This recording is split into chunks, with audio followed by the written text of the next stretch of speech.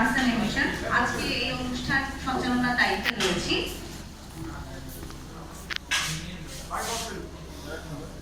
আজকে আমাদের আলোচনার বিষয় হলো প্রস্তাবিত জাতীয় বাজেট 2026-2027 তামাক কর বৃদ্ধির প্রত্যাশা ও আমাদের প্রাপ্তি। আমরা এখন আমাদের সংবাদ সম্মেলনটি শুরু করতে যাচ্ছি এবং আমাদের আরো কিছু অতিথিবৃন্দ আছে যারা রাস্তায় অবস্থান করছেন জ্যামের কারণে, তারা খুব দ্রুত আমাদের সাথে সংযুক্ত হবে।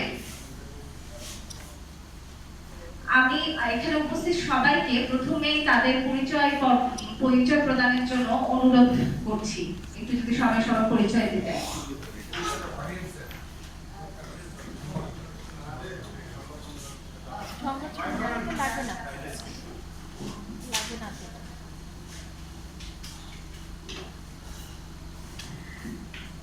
আজকে আমাদের সাথে আমাদের সংবাদ সম্মেলনে উপস্থিত রয়েছেন জনাব মোহাম্মদ মাসুদুল হক, সভাপতি বাংলাদেশ সেক্রেটারিয়েট রিপোর্টার্স ফোরাম। আমাদের সভাপতিত্ব করছেন জনাব ইকবাল মাসুদ, পরিচালক স্বাস্থ্য সেক্টর, ঢাকা আহসান মিশন।